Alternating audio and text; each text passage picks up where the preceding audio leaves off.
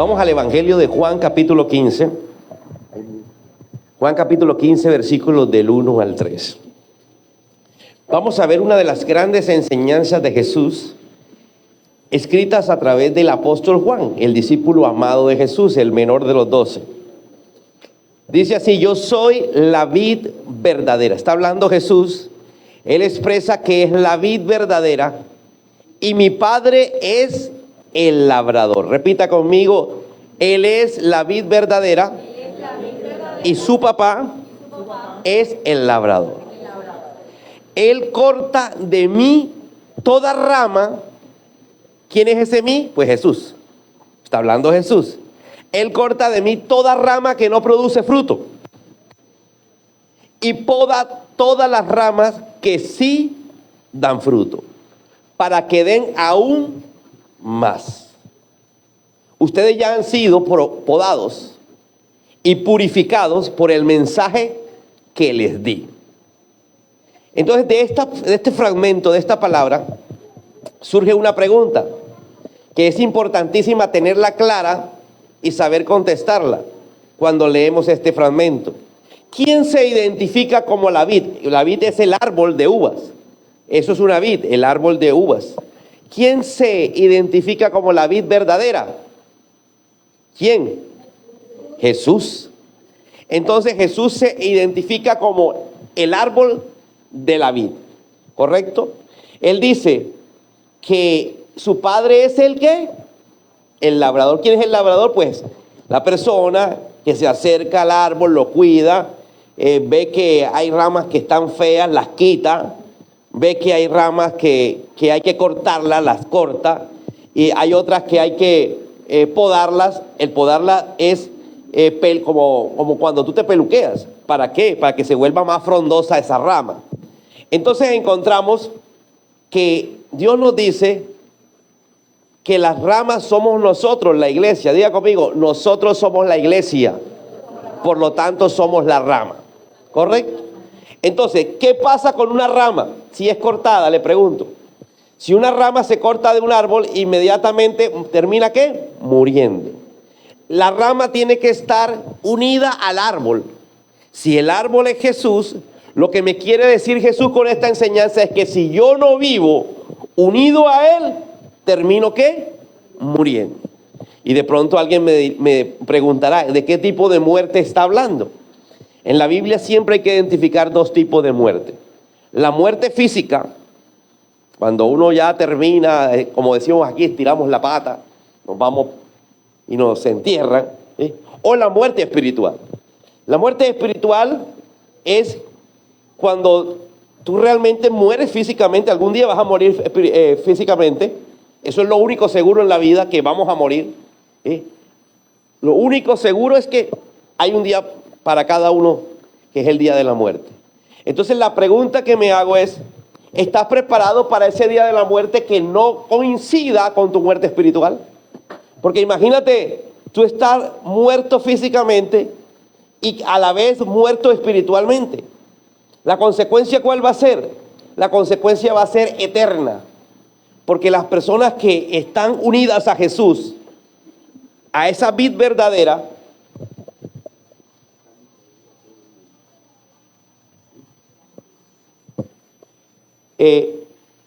si no estamos unidos a la vid verdadera, a Jesús, vamos a morir eternamente. Y Jesús lo que necesita, o quiere más bien, no necesita, quiere, es que nosotros seamos esas ramas que demos fruto y que vivamos eternamente. Entonces mira cómo le va a ir dando Juan la forma a la enseñanza de Jesús. El Padre como labrador, sacamos esta conclusión de ese fragmento, que el Padre es Dios, como labrador corta o poda la rama. Diga conmigo: corta o poda. Cortar es de raíz, es decir, cogió la rama y la cortó completa, ¿sí? O poda, y cuando usted sabe que cuando uno poda un arbolito, el arbolito se pone más frondoso, se pone más bonito. Entonces aquí el peligro es que te corten. Dile al que está a tu lado: cuidado, te cortan. Porque hay gente que no quiere estar unida a Jesús. Entonces dice: Yo soy la vid verdadera del árbol. Todo el que esté unido a mí tendrá esa vida, esa eternidad. Pero mi Padre es el labrador. A algunos los va a cortar y a otros los va a podar. ¿A quién cortan? A las ramas que no dan fruto. Diga conmigo, a los que no dan fruto. Entonces, ojo, no cortan a cualquier rama. Hay ramas que pueden estar muy verdes. Pero el labrador corta aquella rama que no da fruto. Y si hay una rama que nunca produce fruto, por más verdecita que esté, se corta. ¿Y a quién se poda? A las que tienen fruto. Diga conmigo, a las que tienen fruto se podan, a las que no dan fruto se cortan. ¿Cómo nos poda el Padre? Ahí lo dijo claramente. Dice, a través del mensaje yo los he podado. Eso lo leímos, fue la última parte que leímos. Dice, a través del mensaje. ¿Cuál mensaje? El mensaje que Él les transmitía a los discípulos. El mensaje que está en la Biblia. El mensaje que aquí enseñamos. Ese mensaje es el que termina podando. ¿A quién? Al que da fruto. Porque el que no da fruto, ese mensaje no lo transforma. Entonces la pregunta es, si tú estás unido a Jesús, tú tienes que dar fruto.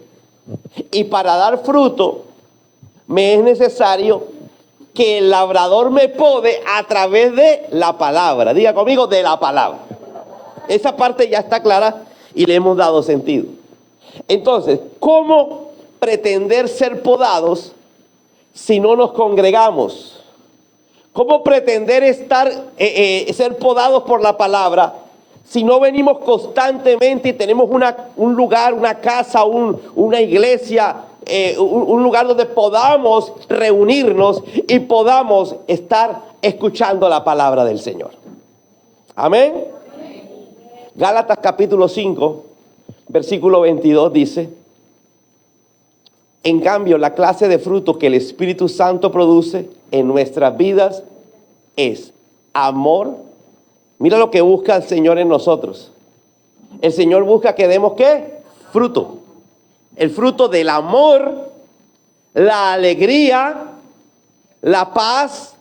Y yo ya les enseñé el domingo que la paz de Jesús no es la paz que es la ausencia de guerras, de conflictos, de problemas, sino la paz que da Jesús es la paz que sobrepasa todo entendimiento, que es la paz que Él da en el corazón, que a pesar de que hay un caos, usted tiene paz.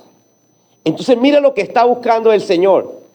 El Señor cada vez que lanza una palabra, está podándote para que tú cada vez des más fruto.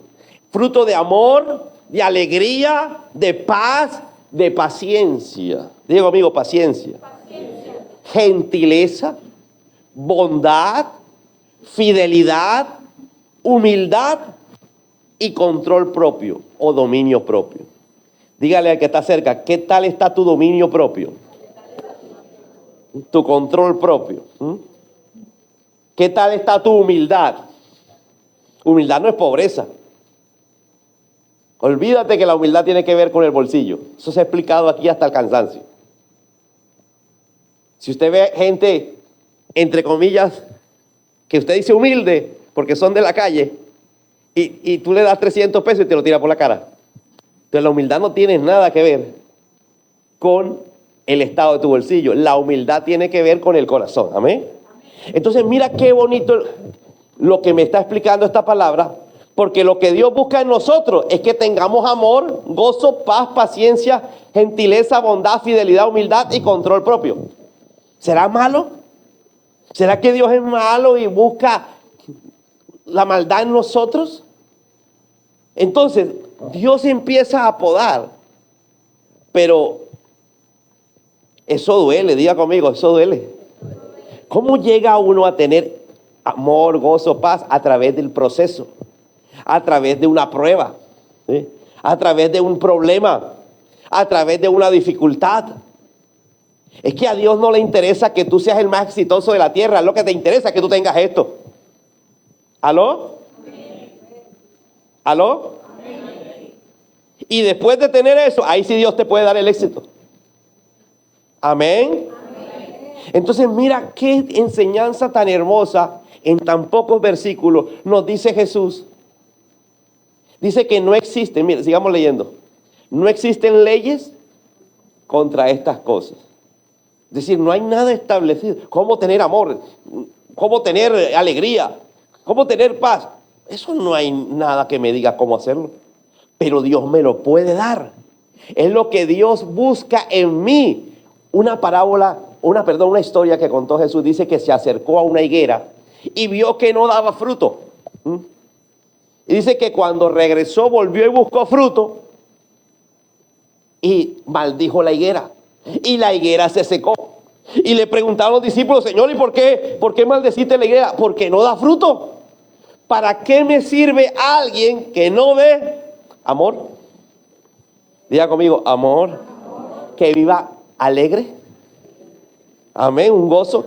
Ojo, que la alegría que dice, que habla el Señor, no es la alegría de que, ay, mira qué buen chiste, y te reíste por 2 minutos. No es la alegría que te puede dar 3 tragos. Es la alegría que, a pesar del inconveniente, tú tienes una alegría permanente en ti. ¿Alguien me está entendiendo? Es lo que quiere Dios que generemos, que tengamos. Puede ser Dios malo por querer que en nosotros haya amor, haya alegría, haya paz, haya paciencia. Cuando hay crisis económica, ¿qué es lo primero que hay que tener? Paciencia. Porque a usted lo atacan y usted no puede hacer lo mismo. Jesús contó una parábola de una vez. Había una persona a la cual le debía muchísimo dinero. Y dice que esta persona fue y le pidió perdón, le dijo: mire, no tengo con qué pagar. ¿Sí? Y esa persona le bajó, ¿sí?, el valor. Y sale de ahí contento y va y coge a alguien que le debía poquito. Dice que lo ultraja, lo golpea y le dice: me pagas. Y la enseñanza que Jesús daba ahí: ¿hay lógica en esto? Hay lógica que te perdonan, que te tratan bien, ¿sí?, por una deuda grande. Y tú vienes y coges al que tiene una deuda pequeña contigo. ¿Y sabes a qué deuda se refería? No de dinero. La Biblia dice que cuando nosotros pecamos, quedamos endeudados con el diablo. ¿Sabe? Jesús nos perdona los pecados, la deuda. Esa deuda de nosotros pecar. Y nosotros no somos capaces de perdonar al que nos hizo menos. ¿Cuántos pecados hemos hecho cada uno de nosotros contra Dios? Te pregunto. No hay persona en el mundo que haya hecho tanta maldad contra ti como la que tú has hecho contra Dios. En todos los aspectos. ¿Estamos o no estamos? Amén. Entonces, ¿qué pasa? Saco esta conclusión. ¿Qué pasa con aquellas personas que escuchan la palabra y no dan fruto? ¿Sí? Vamos a ver. Creen que el mensaje se está diciendo por ellos únicamente. Vienen a la iglesia, una persona que no está dando fruto llega a la iglesia, escucha el mensaje y dicen: se averiguaron mi vida, me están tirando pullas. Ese mensaje me lo hicieron para mí. Y no son conscientes que ese mensaje lo hicieron para ti, lo hicieron para ella, lo hicieron para él, lo hicieron para mí, lo hicieron para la dama. ¿Por qué? Porque la palabra de Dios cae a todos. Amén. Pero cuando no estamos dando fruto, venimos a la iglesia y creemos que lo que están diciendo, eso es conmigo. ¿Aló? Y decimos: me están tirando puya. Lo ven como una indirecta. Y no como que te están, ¿qué? Podando. Dile que está a tu lado: te están podando.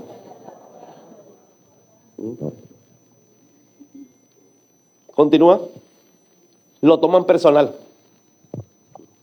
Hay gente que toma el mensaje personal. Desde ese día, mira feo al pastor. Desde ese día, mira feo a la pastora porque en medio de la alabanza dijo algo. Cuarto, se justifica. Cuando la persona no está dando fruto y viene a la iglesia, escucha la palabra, que la palabra le tiene que caer, ¿para qué? Para podarlo, empiezan a justificarse. Yo creo que a esto nos pone alerta porque muchos de nosotros hacemos así en ciertas áreas de nuestra vida. Cuando tocamos ciertos mensajes, amén, gloria a Dios, pero cuando tocamos otros, diga conmigo, no, eso no me gusta. Se están metiendo en mi rancho. ¿Aló? Yo tengo esta idea y me están metiendo esta. No, espérate, te estamos lanzando una palabra del Señor. Tú tienes la opción de tomarla, transformar tu vida, ¿para qué? Para gozo, para amor, para paciencia, para bondad, para dominio propio, para fidelidad. ¿Cuántos quieren esos frutos? Todos los necesitamos, ¿verdad? Entonces no te justifiques cada vez que hay una palabra, ni justifiques al otro por la palabra que están lanzando. Porque cuando hay justificación no hay cambio. Amén. ¿Qué más veo aquí? Si no se arrepienten, son cortados. Ya el Señor dice, no, aquí no hay fruto, no sigo perdiendo el tiempo, vamos a cortarlo, y cortarlo es separarse, ¿sí? Separados del Señor Jesús. Juan capítulo 15, vamos a continuar, leímos 1, 2 y 3, vamos por el 4. Jesús dice, permanezcan en mí y yo permaneceré en ustedes. No dice al contrario, no dice, yo permanezco en ustedes, ustedes entonces permanezcan conmigo. No, Él dice, permanezcan en mí. Entonces soy yo el de la iniciativa. Dile que está a tu lado, el de la iniciativa tienes que ser tú. Y Él te dice que si tú permaneces en Él, Él permanecerá contigo. Amén. Pues una rama no puede producir fruto si la cortan de la vid, o sea, del árbol. ¿Y quién es el árbol? Jesús. No puedes producir fruto. Pero es que yo veo gente que produce plata. Fruto, no plata. ¿Aló? Amén. Es que yo veo gente que está bien. Está bien. Está bien porque tiene un carro, porque tiene buena ropa, porque tiene aparentemente, pero tienen líos, no tienen paz, están desesperados. Para estar alegre tienen que meterse un tabaco de marihuana, o 20 cervezas. Mira lo que sigue diciendo. Y ustedes tampoco pueden ser fructíferos a menos que permanezcan en mí, dijo Jesús. Y ustedes perdón. ¿Qué sacamos de este texto? Vamos a ver. Primera enseñanza. ¿Debo dar fruto o me cortan? Dile que está a tu lado. ¿O da fruto o te cortan? ¿Qué cree la gente que es dar fruto cuando viene a una iglesia? Es mostrarse que está bien. Es colaborar. No, eso no tiene nada que ver con dar fruto. Dar fruto es alegría, amor, paz. ¿De qué sirve que estés sirviendo si tienes tremenda cara? ¿Aló? ¿Aló? ¿Cierto? Ay, yo estoy aquí levantando las manos, pero odias a todo el mundo. Bueno, no a todo el mundo, al que vive contigo y duerme contigo. ¿Aló? No son los más fáciles de odiar. Entre más cerca, pasan del amor al odio. 3 días de amor en la semana, 4 de odio. Bueno, segunda conclusión de un solo versículo. Para ser fructíferos debemos permanecer en Él. Diga conmigo, debo permanecer en el Señor. Entonces, para permanecer yo tengo que orar. Yo tengo que leer la Biblia en mi casa, un pedacito, y analizarla. ¿Sí? A veces la gente me pregunta, ¿pero qué leo? Bueno, mírate el video que está en YouTube, está en Facebook. Te lo miras, vas copiando las citas, vuelves y las estudias, y coges una por día y la estudias en tu casa. Si quieres guiarte de alguna parte. Para ser fructífero debemos permanecer en el Señor. El que permanece en el Señor siempre está confiando en Él. Todo el día confía en Él. ¿Le vaya mal o le vaya bien? Amén. Tercero, toda enseñanza de la Biblia tiene finalidad. ¿Cuál finalidad es la enseñanza de la Biblia? Que demos fruto. Porque esos frutos son la evidencia de que vamos a tener vida eterna. Usted conoce gente que de pronto anda con un biblión debajo del brazo. ¿Sí? Una Biblia tan grande, esa que uno le llama matademonios. ¿Sí? Aquí, un corbatón, ¿va?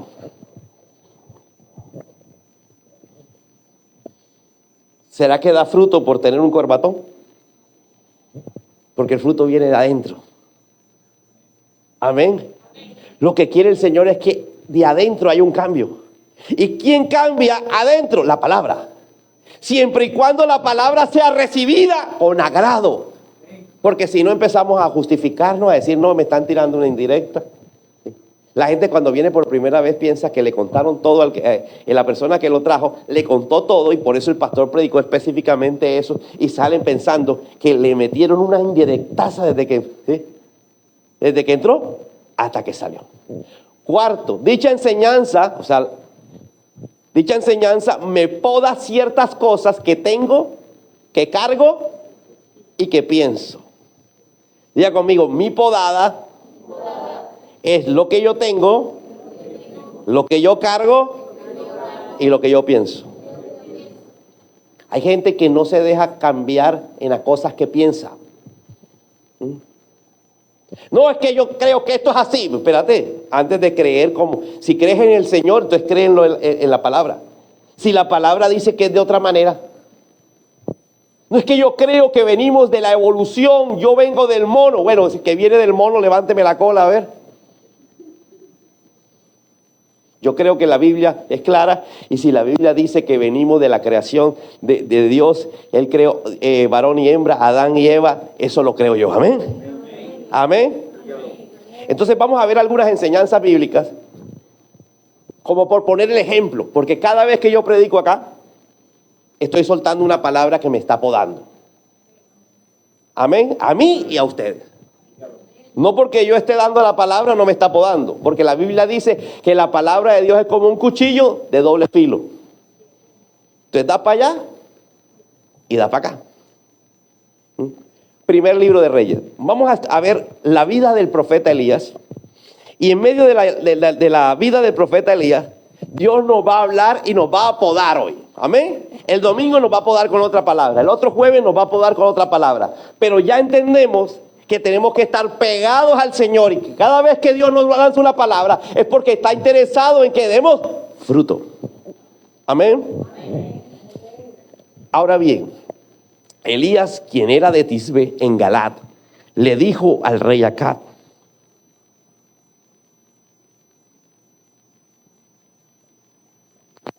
tan cierto como el Señor vive, el Dios de Israel a quien sirvo, no habrá rocío ni lluvia durante los próximos años. O sea, no va a llover.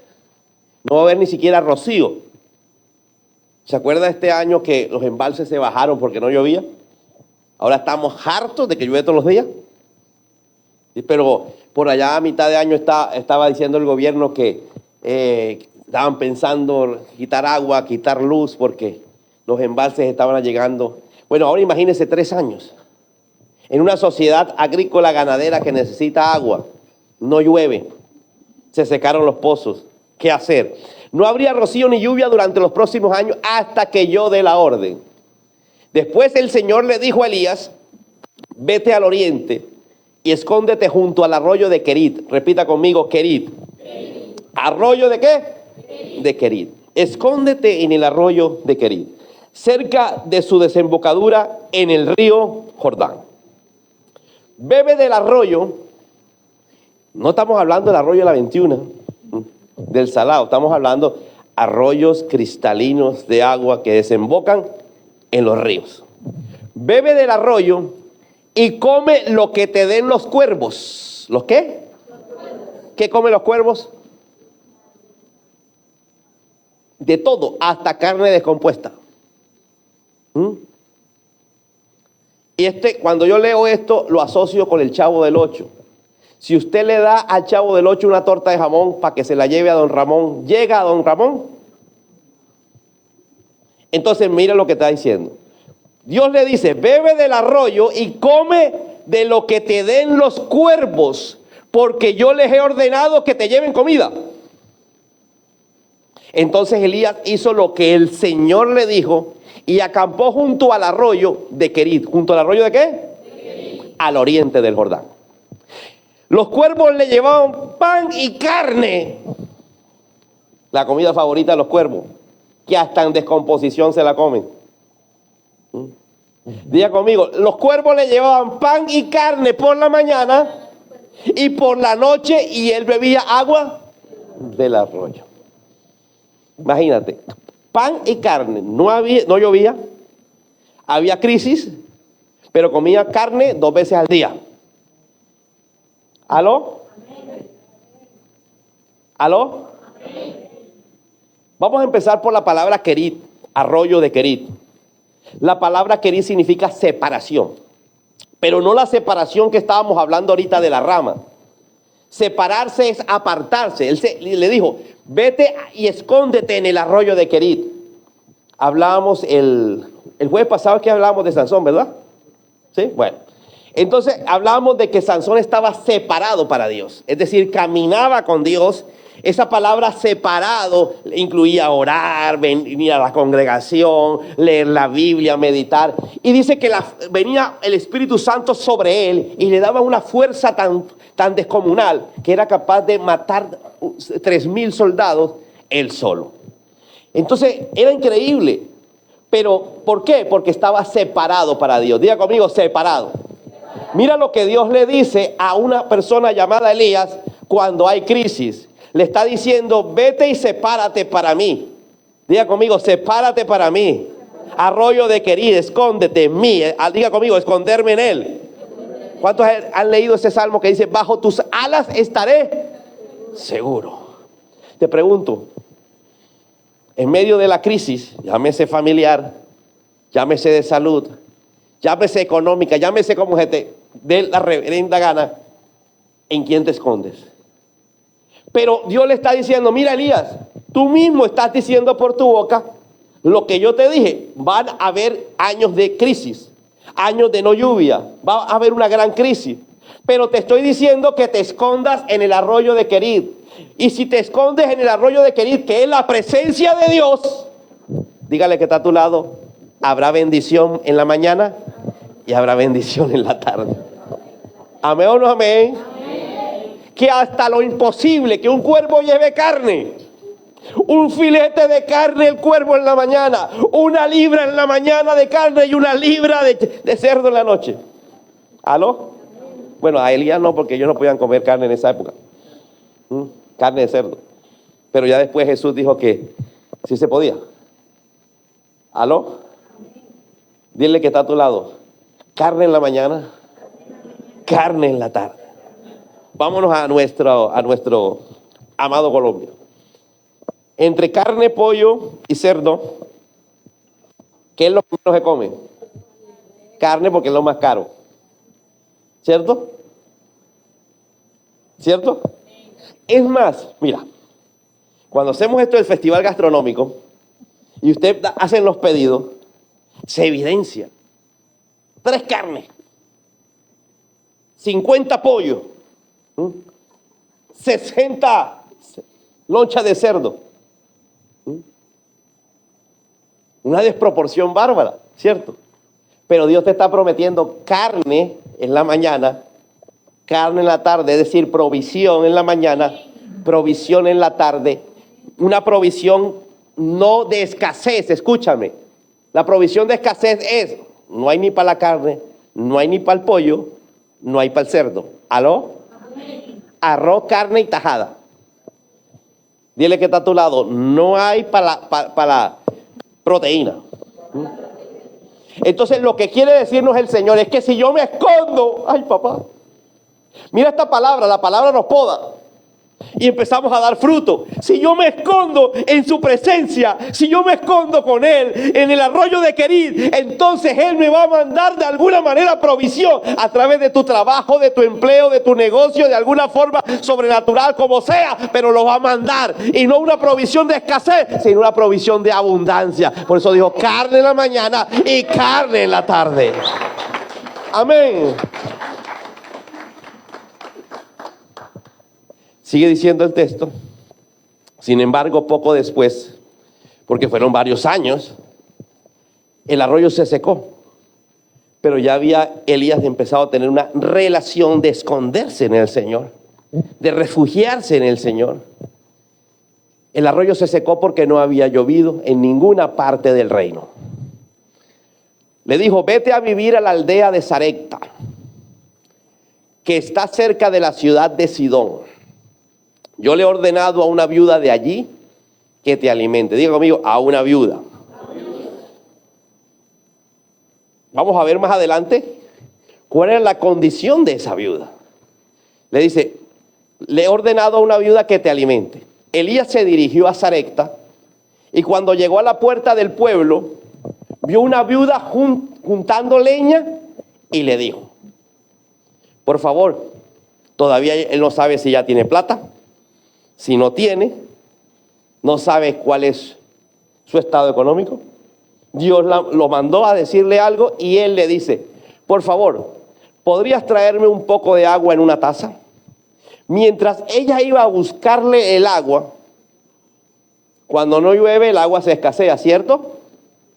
¿Aló? ¿Cierto?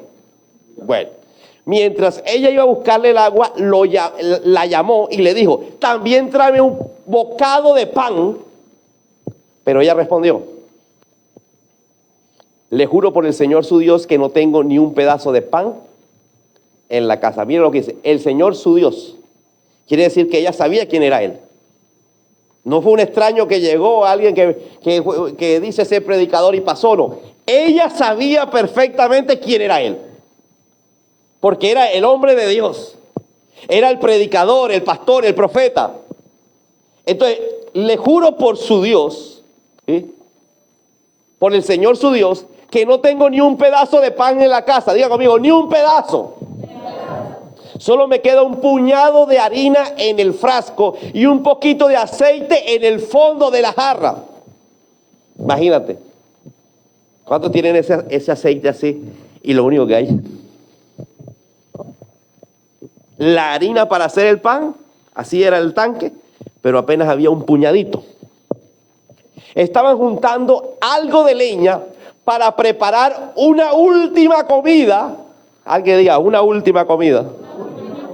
Después mi hijo y yo moriremos. Entonces Elías le dijo: no tengas miedo. Sigue adelante y haz exactamente lo que acabas de decir. ¿Qué era lo que acaba de decir? Que iba a prepararme la última comida. ¿Cierto? Pero primero cocina un poco de pan para mí. Luego, con lo que te sobre, prepara la comida para ti y tu hijo. Diga conmigo: lógicamente no sobra. Por eso ella decía: un puñado, un poquito de aceite, me voy a preparar mi última comida para mi hijo y para mí, y hasta ahí llegamos. Se acabaron los ahorros, no hay trabajo, no hay de dónde, la ciudad y el país está en bancarrota y es lo único que queda. Pues el Señor Dios de Israel dice: siempre habrá harina y aceite de oliva en tus recipientes. ¿Qué dice el Señor? Que siempre habrá en tus recipientes. Una cosa es lo que dice la sociedad, la crisis, lo que tú ves, y otra cosa es la verdad. La verdad es lo que dice el Señor: siempre habrá en tus recipientes comida.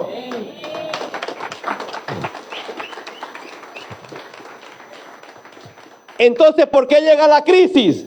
¿Por qué llega el problema? Porque Dios empieza a podarte. Esta mujer necesitaba desarrollar una fe. Ya la había desarrollado Elías al hacerle caso. Diga conmigo: obediencia. Se fue al arroyo de Querit, se separó con Dios. Ahí estuvo con él. Ahí lo alababa. Y como respuesta, Dios mandaba pan y carne en la mañana, pan y carne en la tarde. Después, el que necesitaba eso que aprendió Elías, ahora era la mujer. Una mujer que ya dijo: hasta aquí llegamos.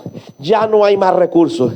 Ya que Navidad ni que 8 cuartos. Que ropa nueva ni que no estrenamos el otro año. Ya hay gente que está diciendo: hasta aquí. ¿Sabe? Para esas personas Alguien que ya lo ha vivido te está lanzando esta palabra. Elías fue porque ya Elías había vivido una temporada en el arroyo de Querit. Esta mujer tenía que aprenderse a separarse para Dios, a depender de Dios. Por eso, cuando ella dice, nos vamos a morir de hambre, él le cambia y le dice, espérate, veías como tú decías, pero me vas a dar a mí primero. Es decir, Dios primero. Diga conmigo, Dios primero.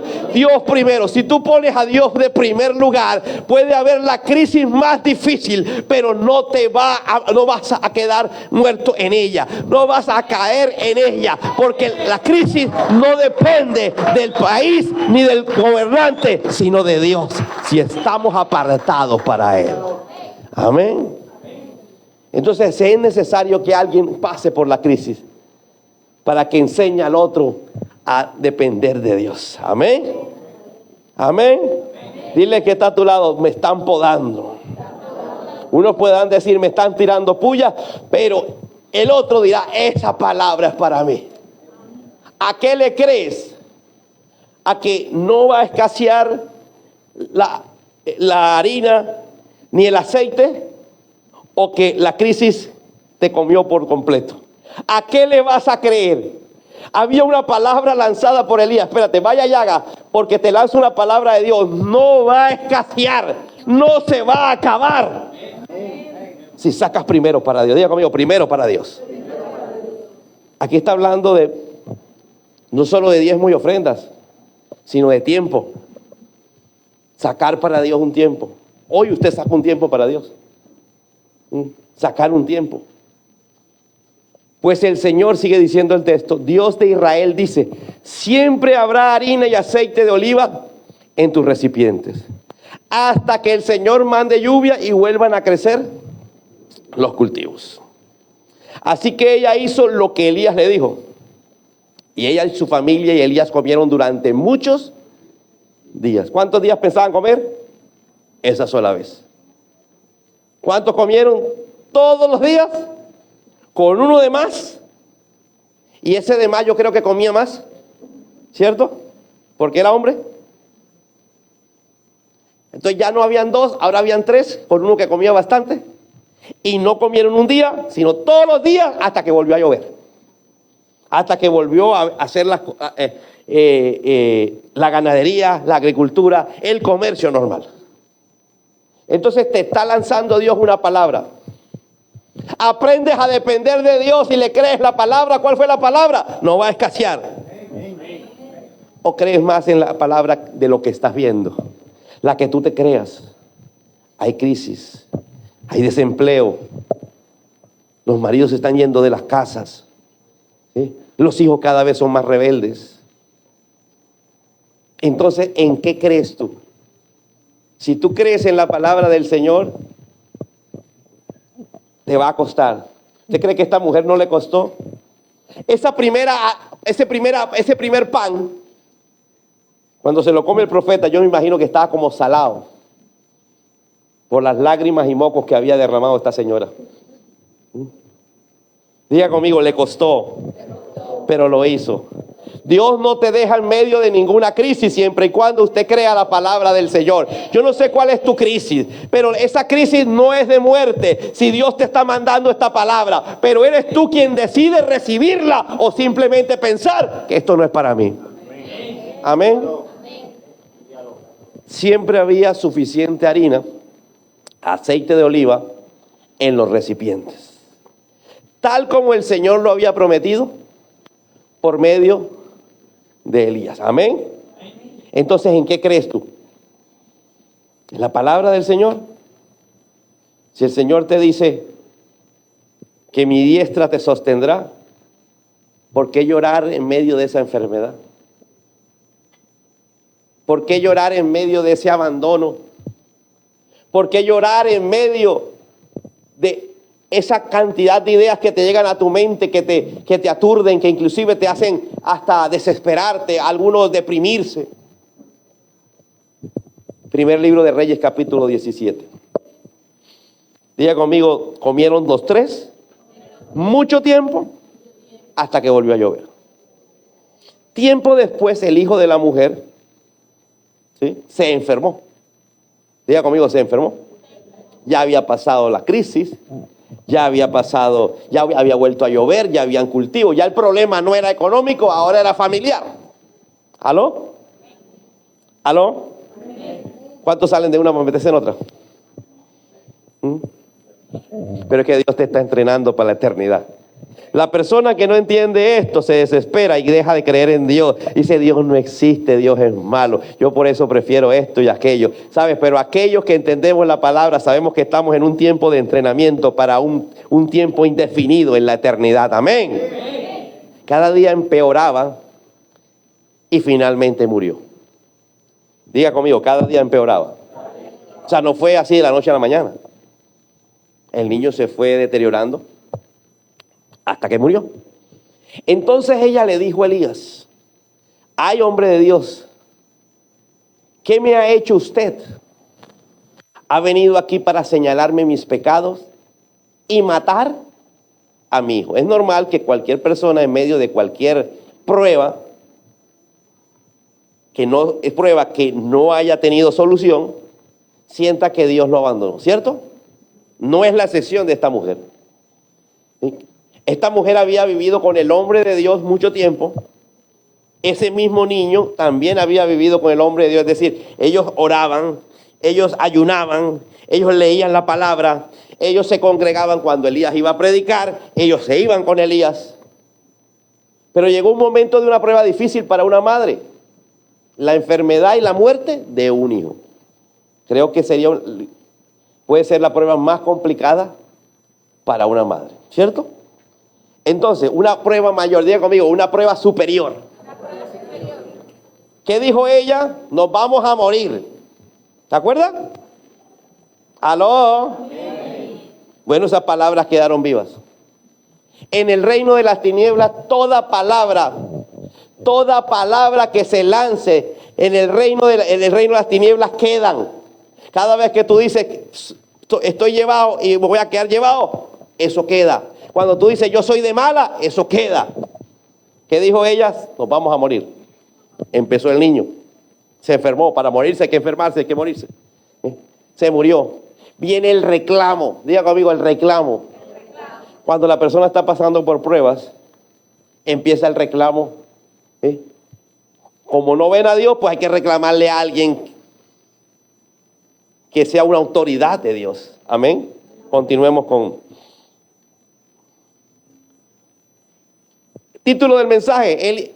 He sido limpiado por mi Señor. ¿Cuántos han sido limpiados por el Señor? Amén. ¿Quién te limpia? La palabra. Continuemos. Dale. ¿Ha venido aquí para señalarme mis pecados y matar a mi hijo? ¿Sabes? Hay gente que cree que porque uno se acerca como hombre de Dios, fue a que tus pecados quedaran como expuestos. Si es verdad que cuando aquí se predica, uno empieza a darse cuenta de lo que es pecado, ¿sí? Pero no venimos a sacar los pecados al aire, ¿sí? No venimos a exponerte aquí, mira que tú has pecado.